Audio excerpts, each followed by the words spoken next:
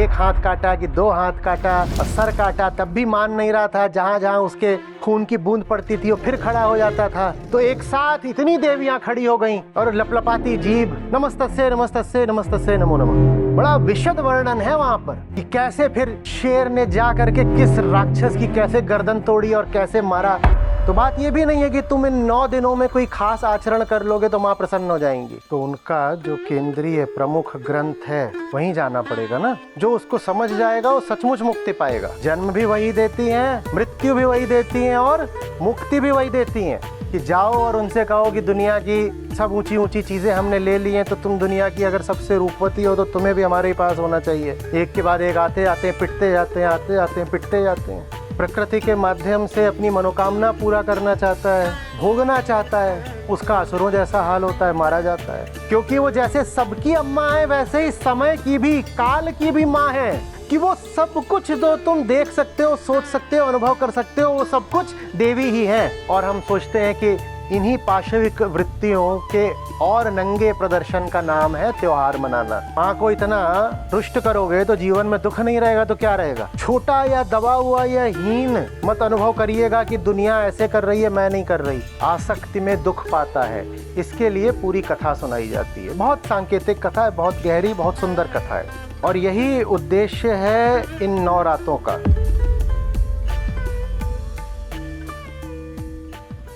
प्रणाम आचार्य जी, मेरा नाम शिखा है। मैं 23 वर्ष की हूँ। मैं 11-12 साल से नवरात्रि का व्रत करते आई हूँ। तो आपसे सीखा है कि जो हम सब करते हैं कि भगवान के नाम पे घी का हवन करते हैं, हलवा पूड़ी चढ़ाते हैं, ये खाना है, ये नहीं खाना है, सुबह से शाम तक यही दिमाग में चलता है। और दुर्गा सप्तशती का भी पाठ करते आई हूँ, लेकिन आपसे सुना तो मैं उसको अच्छे से समझ पाई हूँ।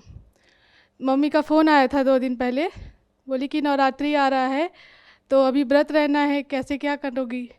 तो मैं बोली नहीं, इस बार तो मैं व्रत नहीं रहूँगी। कहीं तब कैसे क्या करोगी, कहीं तो उद्यापन कर दो। मैं बोली उद्यापन का क्या मतलब है, तो भगवान से छुट्टी लेना होता है। कह रही कि नहीं तो ये तो करना ही पड़ता है। मैं बोली कि नहीं, ये तो नहीं करूँगी, कहीं तब क्या करोगी। आचार्य जी, मैं आपसे पूछने आई हूँ, वैसे तो हर दिन माता रानी के लिए विशेष है, इस नवरात्रि क्या किया जाए कि महामाया मोक्षदायिनी बने। इस नवरात्रि दुर्गा सप्तशती को पूरे हृदय से, पूरी निष्ठा से समझा जाए। जी। अगर माता रानी को, बड़ी माँ को समझना है तो उनका जो केंद्रीय प्रमुख ग्रंथ है वहीं जाना पड़ेगा ना। बहुत संक्षिप्त नहीं है ग्रंथ, लेकिन बहुत विस्तृत भी नहीं है। 9 दिन बिल्कुल ठीक है, न कम न ज्यादा, पाठ करने के लिए। और पाठ माने ये नहीं कि बस संस्कृत बोल दी या सुन दी, पूरे हृदय से उसको समझना है, पूरे हृदय से। यही व्रत है, यही व्रत है। व्रती अहंकार यही है। हम जो है ना, हमें ही व्रत करना होता है ना, तो अहम ही व्रत उठाता है। व्रत माने संकल्प, अहम ही व्रत उठाता है। और एक ही संकल्प शुभ होता है, कौन सा? मैं जो हूं मुझे वैसा नहीं रहना है। तो जो कुछ मुझे मेरे जैसा नहीं रहने में सहायक हो, मुझे उसकी संगति करनी है, मुझे उससे निष्ठा रखनी है। बहुत अच्छे से हम समझना चाहते हैं कि जीवन माने क्या, देह माने क्या, प्रकृति माने क्या। ये जन्मदायिनी, मुक्तिदायिनी माँ है कौन? और दुर्गा सप्तशती शुरू ही ऐसे होती है कि बताइए कौन है। और आपके लिए है दुर्गा सप्तशती, ये भी साफ साफ बता दिया जाता है। कथा याद है ना, हम लोगों ने बहुत बार चर्चा करी है कि वो 2 जने, कौन है, क्या नाम है उनका? हाँ, जो जा रहे हैं महर्षि के पास, और दोनों ने लगभग यही तय कर लिया है कि समाज संसार से ही नहीं, जीवन से ही वैराग्य ले लेंगे, जीने से ही कोई लाभ नहीं। दोनों को ही धोखा मिला है, छल मिला है, उम्मीदें टूटी हैं, दुख में है बहुत, लेकिन उसके बाद भी संसार से उनकी आसक्ति जा नहीं रही है, न वैश्य की और न ही राजा की। तो ये दोनों जाते हैं, वहां मेधा मुनि का आश्रम है, वहां पर अपना बैठते हैं, और तो इनका ही दुख दूर करने के लिए, इनके आंखों पर जो मोह छाया हुआ है उसको हटाने के लिए ही फिर मां क्या है, जीवन क्या है, और क्यों व्यक्ति आसक्ति में दुख पाता है, इसके लिए पूरी कथा सुनाई जाती है। बहुत सांकेतिक कथा है, बहुत गहरी, बहुत सुंदर कथा है। जो उसको समझ जाएगा वो सचमुच मुक्ति पाएगा, और यही उद्देश्य है इन 9 रातों का। सिर्फ रिचुअल्स से काम नहीं चलने वाला भाई। जो आपने जो भी बोला, घी शक्कर हलवा पूड़ी, वो आपको करना है तो करें, पर वो पर्याप्त किसी हालत में नहीं है। और कुछ ऐसा जिसमें मां के ही जो बच्चे हैं, सब पशु पक्षी, आप उनको हानि पहुंचाएंगे तब तो मां को बिल्कुल अच्छा नहीं लगने वाला, बिल्कुल भी नहीं। जब कथा शुरू होती है तो उसमें दृश्य मालूम है ना क्या बताया जाता है? क्या कि मुनि बैठे हुए हैं, कुछ बात कर रहे हैं, कुछ सुना रहे हैं, और जितने अलग अलग तरीके के पशु हैं सब उनको घेर कर बैठे हुए हैं। आशय समझो, आशय समझो। इन्हीं पशुओं को आप किसी भी तरह से पीड़ा दोगे अगर, तो मां प्रसन्न तो नहीं होने वाली। और धोखा उनसे कर नहीं सकते क्योंकि मां वहां नहीं है। मां कहां है? सब कुछ मां ही मां है बेटा, पूरा ब्रह्मांड वही है, प्रकृति ही है सिर्फ, और क्या है? सिर्फ प्रकृति ही है। ये जो समूचा विस्तार है इसी को मां बोलते हैं। इसी में आप उठते हो लहर की तरह, इसी में आप गिर जाते हो लहर की तरह। जन्म भी वही देती हैं, मृत्यु भी वही देती हैं, और मुक्ति भी वही देती हैं। कथा समाप्त होती है तो दोनों से कहा जाता है, अच्छा बताओ क्या चाहिए, तुम लोगों ने बड़ी तपस्या करी।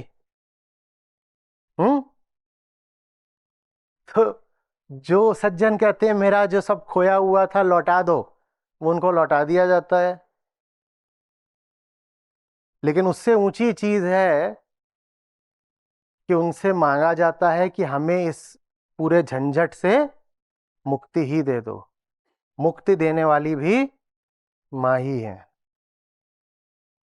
अब ये तुम्हारे ऊपर है कि तुम उनसे जन्म मृत्यु मांगते हो, मांगना है तो मांग लो, और तुम्हारे ऊपर है कि तुम मुक्ति मांगते हो, मुक्ति मांगनी है तो मांग लो। मांगने का तरीका क्या है? ऐसे हाथ जोड़ के मां यहां खड़ी होंगी वरदान मांगोगे, ये तरीका है? नहीं। मां का ही जो ग्रंथ है उसको समझो, समझो, समझो। पुराना नहीं ग्रंथ है वो। आज की जितनी समस्याएं हैं समकालीन समाज की, आदमी के पगलाने से लेकर क्लाइमेट चेंज तक, तुम्हें सबका मूल वहां समझ में आएगा। जब ये सब राक्षस समाप्त हो जाते हैं तो इनकी समाप्ति के क्या लक्षण वहां बताए जाते हैं? नदियां साफ हो गई, पहले की तरह बहने लगी, सूरज की रोशनी पहले जैसे हो गई, धुआं छट गया। ये असुरों का काम था कि उन्होंने प्रकृति पूरी बर्बाद कर रखी थी, और मां प्रकृति ही है। असुरों का संहार माने प्रकृति को उसके निर्मल रूप में वापस लाना। और प्रकृति के साथ छेड़छाड़ करते हो तो मां ने जो करा सब इनके साथ, शुंभ निशुंभ वगैरह के साथ, महिषासुर, वही फिर होता है। अभी जितना तुम प्राकृतिक उपद्रव देख रहे हो वो और क्या है? वो मां का प्रकोप ही समझो। प्रकृति के साथ छेड़छाड़ करोगे तो फिर प्रकोप के लिए तैयार रहो। और ये कोई संयोग मात्र नहीं है कि जब हम ग्रंथ के बिल्कुल शिखर की ओर पहुंचते हैं, तीसरे खंड में, तो वहां क्या बताया जाता है कि माता एक रूपवती स्त्री का, हाँ, देह लेकर के कहां पर स्थित है? हिमालय पर। हिमालय पर।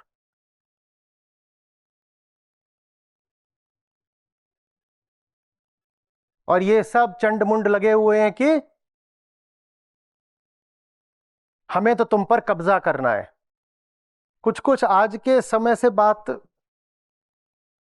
मिलती हुई दिख रही है कि हमें हिमालय चाहिए, हिमालय चाहिए, तो वो अपने इन दो दूतों को भेजते हैं। क्या है दूतों का नाम? हाँ, फुसफुसाओ। चंड मुंड। हाँ, चंड मुंड। हाँ, कि जाओ और उनसे कहो कि दुनिया की सब ऊंची ऊंची चीजें हमने ले ली हैं, तो तुम दुनिया की अगर सबसे रूपवती हो तो तुम्हें भी हमारे ही पास होना चाहिए। तो कहती हैं मैं तो ऐसे ही हूं, साधारण सी स्त्री, पर मैंने एक शर्त रखी है, जो मुझे परास्त कर देगा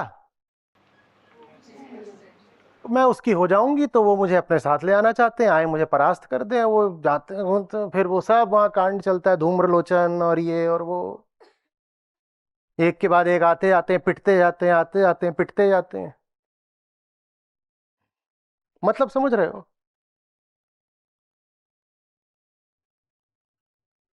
उनको परास्त करने से आशय समझ रहे हो क्या है? जो उनको जान लेता है उसकी हो जाती हैं, और जो उन पर कब्जा करना चाहता है, शोषण करना चाहता है, प्रकृति के माध्यम से अपनी मनोकामना पूरा करना चाहता है, भोगना चाहता है, उसका असुरों जैसा हाल होता है, मारा जाता है।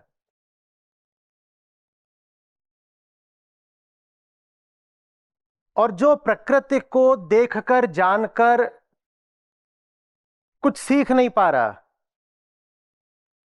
मंदिर मस्जिद वगैरह उसके काम नहीं आएंगे, क्योंकि सीखना तो आपको अंततः जीवन से ही है। मेरे पास भी आएंगे तो मैं आपको भेजता तो जीवन की ओर ही हूं ना, जाओ आत्मावलोकन करो, जाओ अपनी जिंदगी को देखो। और जिंदगी को देखना माने किसको देखना? प्रकृति को ही देखना। तो सिखाने वाली भी, परम शिक्षिका भी प्रकृति ही है, वो है मां। बोधदायिनी भी, जैसे हमने कहा जन्मदायिनी, मृत्युदायिनी, मुक्तिदायिनी, वैसे ही बोधदायिनी भी प्रकृति ही है। लेकिन बोध कैसे होता है? प्रकृति को निष्पक्ष होकर के, निष्प्रय होकर के, निष्काम होकर के देखकर। सारी सीख वहां निहित है, सब देख लोगे अगर जीवन को देख लिया। कुछ ऐसा नहीं है जो जीवन आपको नहीं सिखा सकता।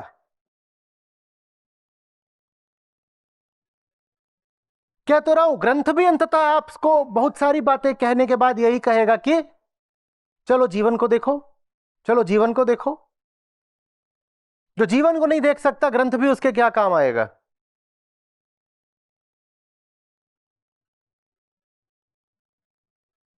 हमने लेकिन अपने गहरे से गहरे और ऊंचे से ऊंचे पर्वों का मजाक बनाकर रख दिया है ना?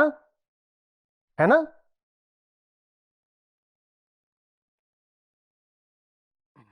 अभी आप आइए नोएडा से ग्रेटर नोएडा की तरफ, सड़कों पर लोग नाच रहे हैं, उछल रहे हैं, फिल्मी गीतों पर ठुमके मार रहे हैं और सड़कों पर लौट रहे हैं।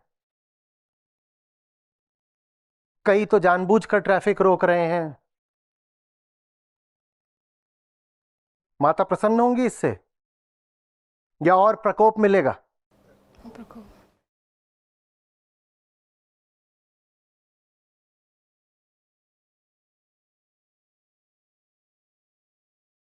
हम निरूपित भले ही करते हो माता को एक छवि से, पर माता बहुत बड़ी हैं, वो एक छवि में नहीं समाने वाली। वो कितनी बड़ी हैं? वो ब्रह्मांड जितनी बड़ी हैं, ये समूचा ब्रह्मांड ही। और वो 9 दिनों में भी नहीं समाने वाली, सच पूछो तो। क्योंकि वो जैसे सबकी अम्मा है, वैसे ही समय की भी, काल की भी मां है। 9 दिन।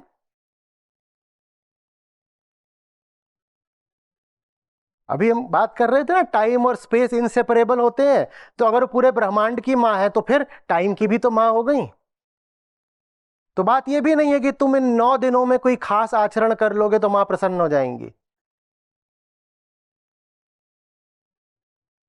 मां से छुप कर कहां जाओगे? एक एक कोशिका मां है, कैसे छुपाओगे?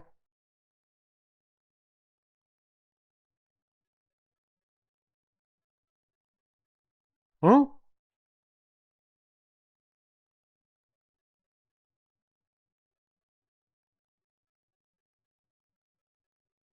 देखा है, जो रेपिटिशन का तरीका है वो कितने अच्छे से इस्तेमाल करती है दुर्गा सप्तशती, ये बताने के लिए वो कि तुम जो कुछ भी सोच सकते हो वो सब मां ही है।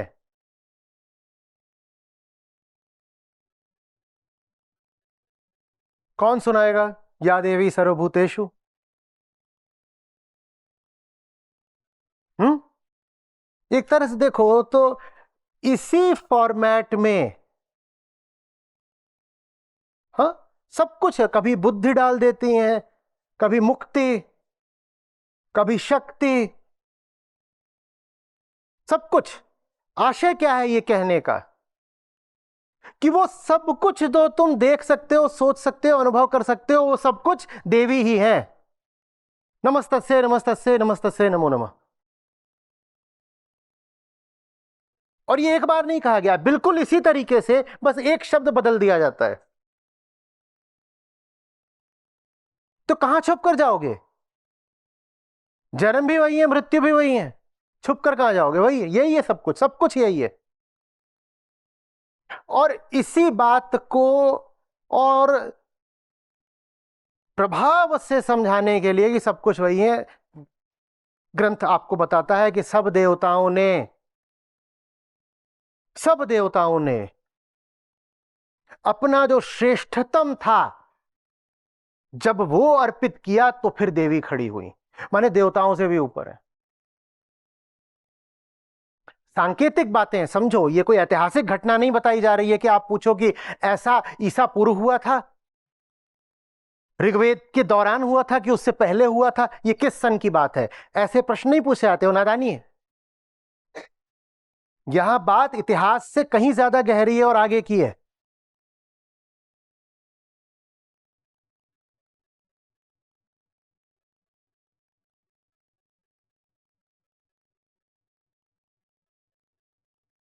कि सत्य तक भी मात्र प्रकृति के ही माध्यम से पहुंच सकते हो। तो तुम्हारे लिए तो प्रकृति ही पहली चीज हुई ना, ठीक वैसे ही जैसे गुरु गोविंद दो खड़े काके लागो कैसे पहुंचोगे गोविंद तक? सामने तुम्हें एक सगुण, सगुण माने गुण सारे किसके होते हैं? त्रिगुणात्मक कौन है? प्रकृति। सामने एक सगुण गुरु चाहिए ना, नहीं तो गोविंद तक पहुंचने के लिए कोई सीढ़ी ही नहीं है, वो तो आसमान में बैठे हैं। निराकार तक साकार के हाथ कैसे पहुंचेंगे? तो प्रकृति ही सीढ़ी है, प्रकृति ही गुरु है, प्रकृति ही बोधदायिनी भी है। और जो प्रकृति की उपेक्षा करके या शोषण करके भौतिक सुख पाना चाहता है, वो भौतिक जगत में पिटता है। और जो प्रकृति की उपेक्षा करके आध्यात्मिक उन्नति पाना चाहता है, वो अध्यात्म में पिटता है।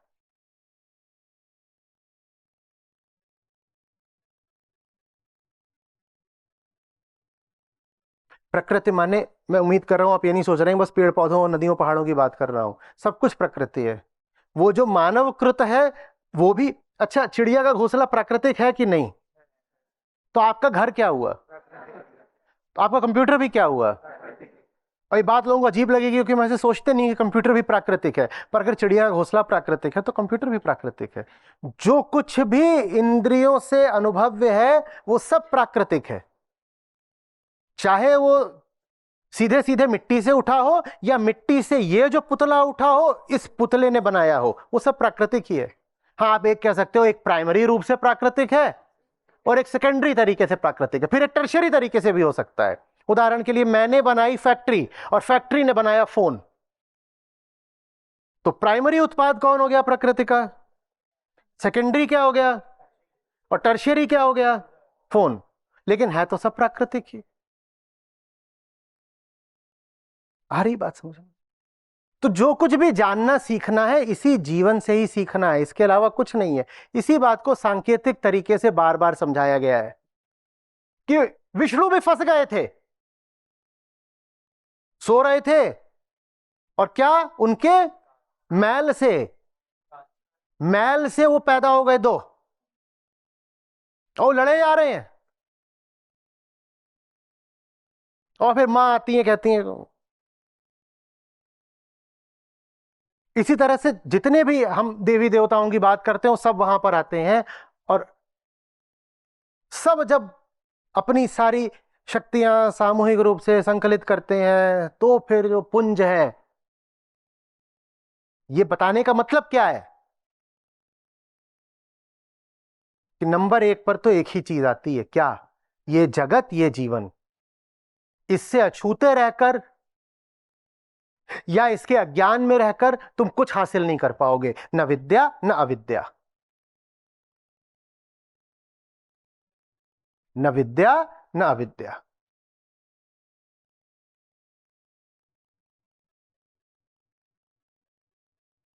आ रही बात समझ में? हमें ऊंचा दर्शन मिला, हमें ऊंचे ऊंचे संकेत मिले,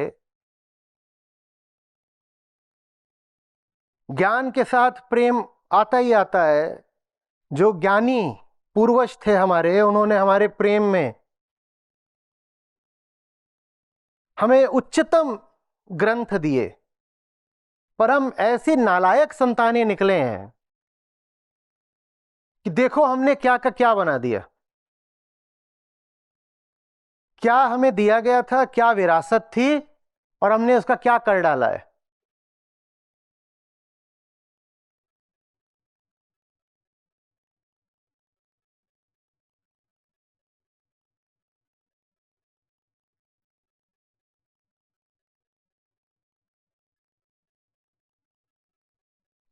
जो देवी स्वयं प्रकृति हैं,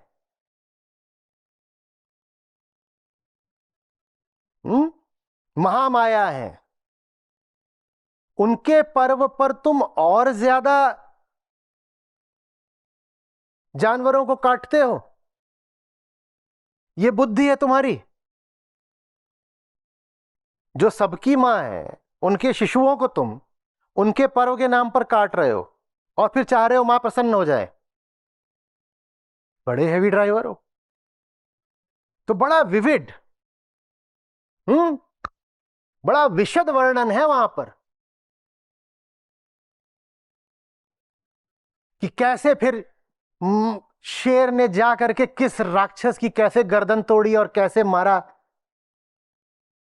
वो मूर्खों के मन में डर का संचार करने के लिए ही है। ये जो तुम कर रहे हो ना, यही हश्र होना है तुम्हारा। ये एक हाथ काटा कि दो हाथ काटा और सर काटा, तब भी मान नहीं रहा था। जहां जहां उसके खून की बूंद पड़ती थी वो फिर खड़ा हो जाता था। तो एक साथ इतनी देवियां खड़ी हो गईं, और लपलपाती जीभ, वो जो नीचे बैठा हुआ है उसको तुम क्या सोच रहे हो, महिषासुर है? महिष माने क्या होता है? तो वो हम ही है, पशुता। पशुता जो पुराना हम में, हाँ, जो पाशविक वृत्तियां बैठी हुई हैं। पशु नहीं, पशुओं से तो मां को प्रेम है। इंसान की पाशविक वृत्ति का दमन करना होता है तो फिर ऐसे ले मर। और हम सोचते हैं कि इन्हीं पाशविक वृत्तियों के और नंगे प्रदर्शन का नाम है त्योहार मनाना।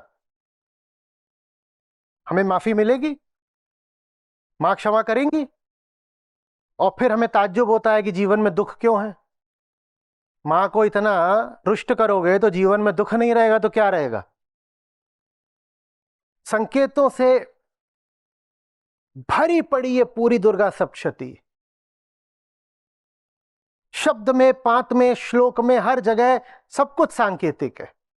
हम इतनी बार चर्चा कर चुके हैं उस पर, कितने घंटों तो हमने बात करी है, एक एक श्लोक पर बात करी है।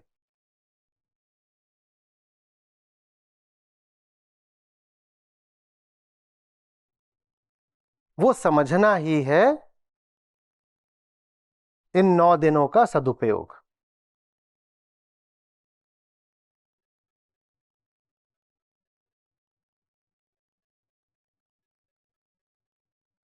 आ रही है बात समझ में? और छोटा या दबा हुआ या हीन मत अनुभव करिएगा कि दुनिया ऐसे कर रही है, मैं नहीं कर रही। माता आप पर ही प्रसन्न होने वाली हैं।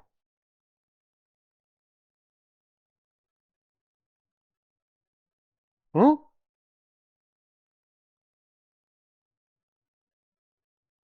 सही काम करने में लज्जा कैसी, ग्लानि कैसी। एक सज्जन आए, बोले अरे मां भी तो मांस खाती हैं और मदिरा पीती हैं। तो मैंने चिन्हित करके लिख करके बताया कि श्लोक है, साफ साफ पढ़ो क्या कह रही है सप्तशती। सप्तशती कह रही है असुरों का मांस खाती हैं और उनके रक्त को मदिरा की तरह पीती हैं। ये नहीं कहा जा रहा है कि तुम भी मांस खाओगे तब जाके नवदुर्गा मनेंगी।